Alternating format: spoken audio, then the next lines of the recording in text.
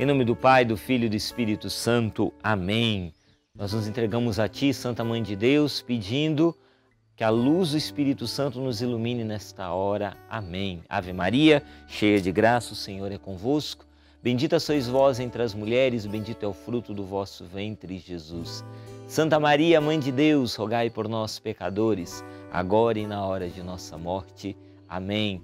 Olá, querido internauta, uma alegria estarmos juntos, começando mais um programa Luz da Fé. E já começo dizendo para você, inscreva-se no nosso canal. Se você ainda não se inscreveu, inscreva-se, por favor. Inscreva-se, clica aí no sininho aí para você poder receber as notificações quando chegar conteúdo novo. Você já vai ser devidamente avisado e aproveita e compartilhe. Tem muita gente além de você que precisa ouvir a boa nova do Evangelho. Então, esse conteúdo fez bem para você, também vai fazer bem para muitas outras pessoas. Então compartilha isso, compartilha. Combinado? No programa anterior nós falávamos, a respeito de que estamos entrando agora no estudo, na reflexão a respeito da queda, o pecado original, a queda do homem, os nossos primeiros pais, Adão e Eva, o pecado original, desobediência, aquela coisa toda triste, trágica, que faz parte da nossa natureza humana, o homem pecador.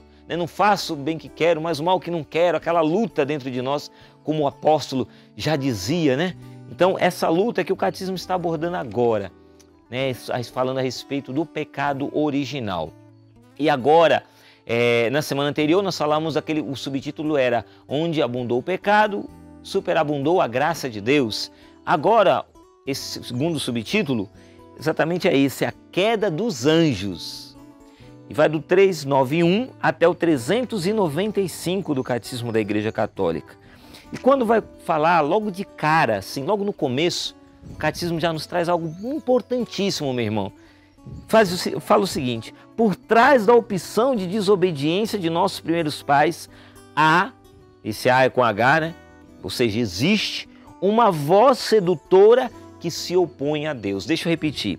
Por trás da opção da desobediência de nossos primeiros pais, há uma voz sedutora que se opõe a Deus. Isso é muito sério, porque quando vai falar então dessa voz sedutora, aí o catecismo vai dizer que a Escritura e a tradição da igreja veem neste ser, essa voz sedutora, um anjo destronado chamado Satanás ou Diabo. E aqui vai falar a respeito do inimigo, aquele que o nosso saudoso Padre Léo chamava do encardido, nessas pregações. Então, está falando aqui do encardido. E vai falar a respeito dessa voz. Eu me lembrei de algo um ensinamento de Frei Raniero Cantalamessa, pregador da Casa Pontifícia. Ele escreve o seguinte num de seus livros, chamado A Vida sob o Senhorio de Cristo. Ele vai falar a respeito do pecado. Interessante, porque quando o catecismo fala sobre essa voz sedutora, Raniero ensina o seguinte: o pecado também fala como faz Deus na Bíblia. Também ele profere oráculos e a sua cátedra é o coração do homem. No coração do homem fala o pecado. Por isso é absurdo esperar que o homem fale contra o pecado. Eu mesmo que estou aqui a discorrer sobre o pecado, sou um pecador. E por isso deveria dizer-vos, não vos fieis demais de mim e do que vos digo. Ao menos ficais sabendo o seguinte, que o pecado é algo mais sério, infinitamente mais sério do que eu conseguirei fazer-vos compreender. Palavras de Frei Raniero Cantalamessa na sua reflexão a respeito do pecado, o mistério da impiedade. Palavras fortes, Pecado fala no coração do homem. Exatamente isso que o catecismo está nos trazendo quando fala de uma voz sedutora. Mas além disso, além dessa voz sedutora que nós precisamos ter muito cuidado, no diário de Santa Faustina, ela escreve no número 1499, ela narra um diálogo do Senhor Jesus, Deus rico em misericórdia, com ela. E Jesus diz o seguinte a ela, diz a Santa Faustina: o demônio não conseguiu nada tentando-te, porque não encetaste diálogo com ele. Continua a fazer assim. Hoje me deste uma grande glória lutando tão fielmente, que o teu coração se fortifique e confirme na convicção de que eu sempre estou contigo, embora não me sintas no momento da luta. O Senhor se alegra. O que ele está dizendo para Santa Faustina é que ele se alegrou com ela e Ele se alegra conosco quando não encetamos, ou seja, não damos início, não provocamos um diálogo com o demônio. Quando a gente entra naquela conversinha furada, sabe? Com o demônio, porque aí ele nos enrola e nos leva para o pecado mesmo. Essa voz sedutora que o catecismo está falando, né? Essa voz sedutora que se opõe a Deus. O que o Senhor está falando para Santa Faustina e dizendo a mim e a você? Não é para ficar entrando em diálogo com essa voz. Essa voz fica falando, mas não entra em diálogo com ela. Não entra. Isso é uma atitude muito importante. O segundo ponto que o catecismo nos traz aqui, ele vai falar a respeito desse caráter irrevogável da opção do demônio, né, de Satanás e dos seus demônios, desses anjos decaídos, e dizendo que esse caráter irrevogável da opção deles, pelo mal, pela desobediência, pelo orgulho, por se opor a Deus, é uma opção irrevogável e que isso não é uma deficiência da infinita misericórdia divina. Não é que Deus falhou na sua misericórdia, a misericórdia de Deus não é tão grande assim, então, porque se fosse grande, Deus... Não é porque a misericórdia de Deus é falha, mas é porque é um caráter, esse caráter irrevogável da opção do demônio, que faz com que o pecado desses anjos decaídos não possa ser perdoado.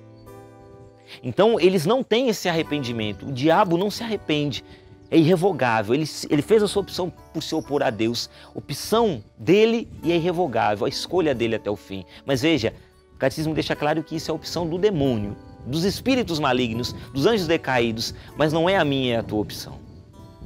Se não é a minha e não é a sua opção, é possível arrepender-se. A gente tem que se arrepender. Chegou a hora da gente falar, e eu falo isso para você com muita sinceridade, a gente tem que criar juízo, vergonha na cara, né? Criar vergonha e dizer assim, não, vou me confessar. Quanto tempo faz que você não se confessa, meu irmão? Arrependimento, dizer, não, vou mudar de vida, não vou continuar desse jeito, não. Vou continuar batendo a cabeça no mesmo erro, no mesmo vício, continuar fazendo a mesma escolha errada. Chegou a hora de eu criar juízo, né? E vou mudar. O demônio não se arrepende, mas isso é com o demônio. Não é comigo, com você. O nosso caráter, a nossa opção, ela não é irrevogável, não. Quando você cai num pecado, quando eu caio num pecado, naquele momento a gente escolheu o pecado, mas não é algo irrevogável. Não é possível voltar atrás. Para mim e para você é possível. Fica com isso então. Guarda isso. Quando essa voz sedutora estiver falando no seu coração, ficar falando ali, peque, caia nesse pecado, não entre em diálogo com ela. E assim a gente vence.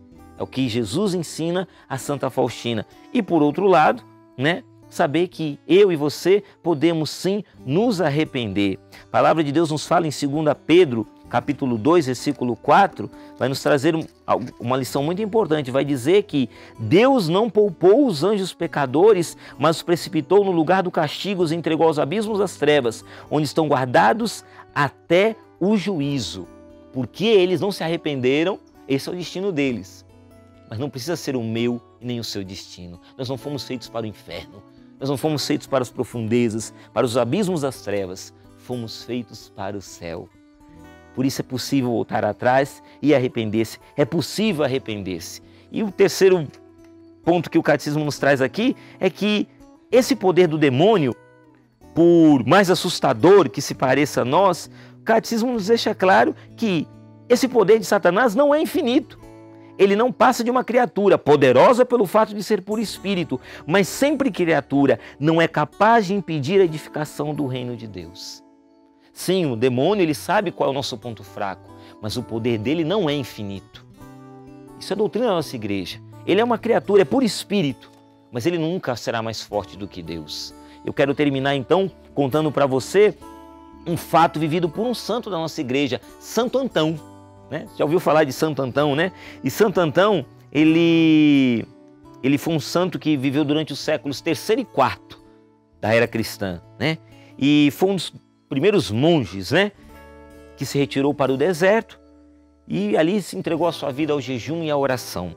E quem fez a biografia de Santo Antão foi Santo Atanásio. Então a gente sabe muito a respeito da vida de Santo Antão por causa de Santo Atanásio.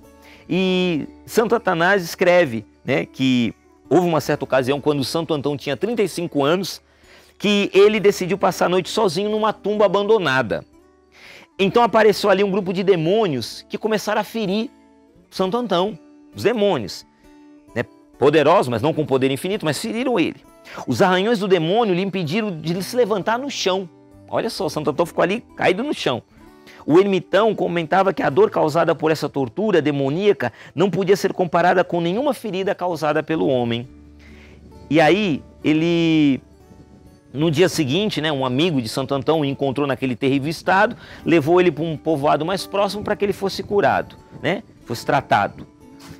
Entretanto, assim que Santo Antão recuperou seus sentidos, recuperou as forças, ele pediu ao seu amigo que o levasse de volta àquele mesmo lugar, àquela tumba abandonada. E ao deixá-lo, Santo Antão gritou: "Sou Antão e estou aqui.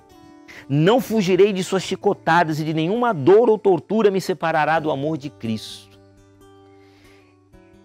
Santo Atanásio, que foi o biógrafo de Santo Antão, relata que os demônios retornaram.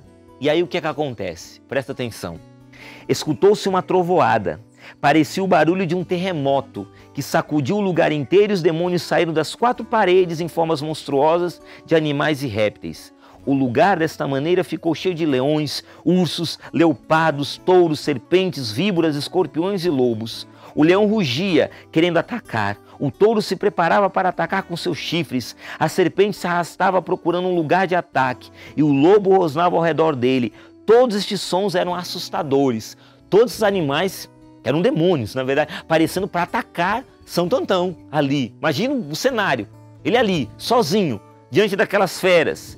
E embora, Santo Antão arquejasse de dor, enfrentou os demônios dizendo: "Se vocês tivessem algum poder, bastava que somente um de vocês viesse, mas como Deus os criou fracos, vocês querem me assustar com a quantidade de demônios, e o que comprova a sua debilidade é que adotaram a forma de animais irracionais." Santo Antão enfrenta os inimigos dizendo: "Se forem capazes e se tiverem recebido um poder de ir contra mim, ataquem-me de uma vez, mas se não são capazes, por que me perturbam em vão? Porque minha fé em Deus é meu refúgio e a muralha que me salva de vocês." De repente, o teto daquele lugar foi aberto e uma luz brilhante iluminou toda a tumba. Os demônios desapareceram e as dores pararam. Quando percebeu que Deus o salvou, Santo Antão rezou assim: "Onde estavas? Por que não apareceste desde o começo e me libertastes das dores?" E Deus então responde para ele: "Antão, eu estava ali, mas esperei para ver-te brigar.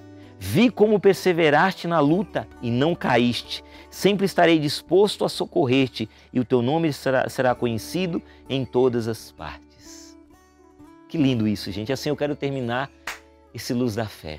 Um homem de Deus que entendeu que o demônio tem um poder, mas que esse poder não é infinito.